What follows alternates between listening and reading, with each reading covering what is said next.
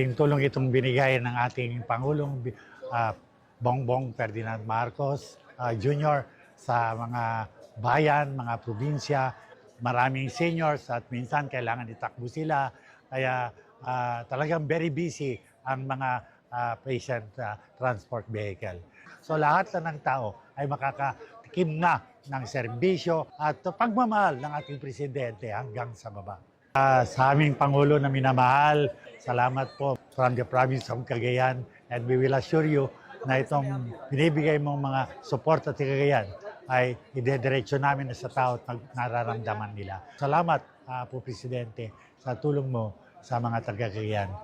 Tunay na gusto mong gumanda ang buhay ng maliliit na Pilipino katulad sa Cagayan. Salamat po. Itong kaganapan na ito ngayon ay nagmamarka ng isang bagay na hindi pa nangyayari kailanman na kakaroon ng 100% o lahat ng mga pamahalaang panglungsod, panglalawigan at ang mga munisipyo ay meron ng isang patient transport vehicle or ambulance at ang mga lalawigan nga ay nagkaroon ng tigda-dalawa.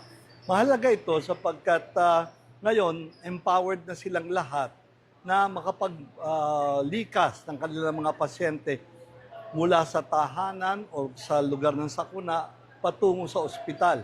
Kami tuwan-tuwa at nirapat ng Pangulo na pasinayahan ang event na ito upang ipakita sa lahat ng tao na napakataas ng kanyang prioridad pagdating sa kalusugan ng ating mamamayan. Pagdating sa medical assistance, medical and healthcare, wala pong tinatangi ang ating Pangulo at yan po ang kanyang vision ng bagong Pilipinas. Sorry, wala kaming ganito eh.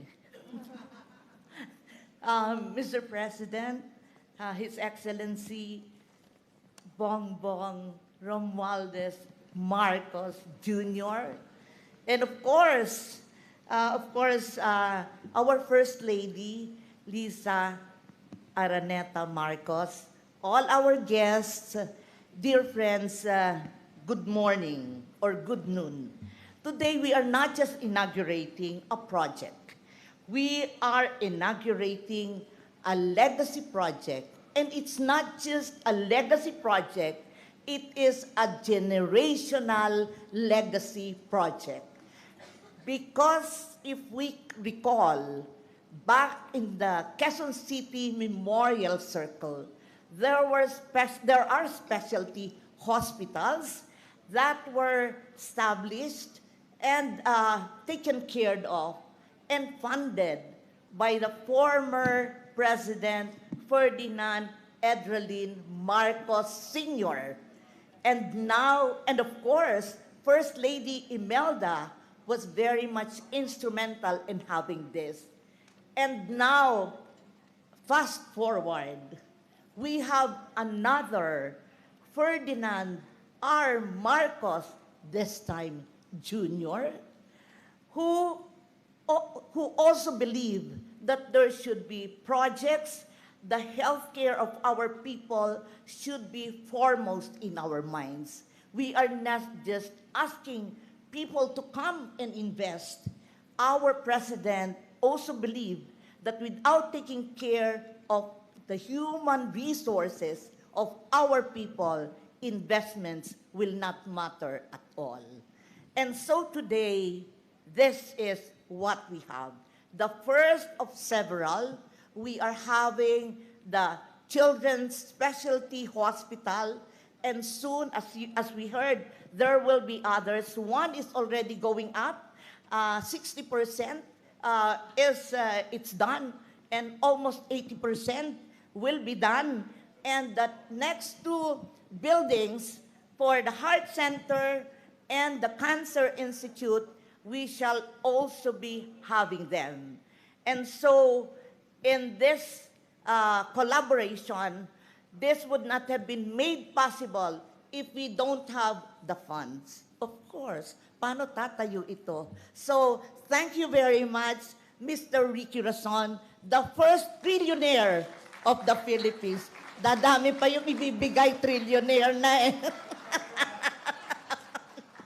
And of course, oh, marami na hong darating pa. And of course, we have our orchestrator, Mr. President, our chairman of PAGCOR. Lahat ho pinakialaman niya.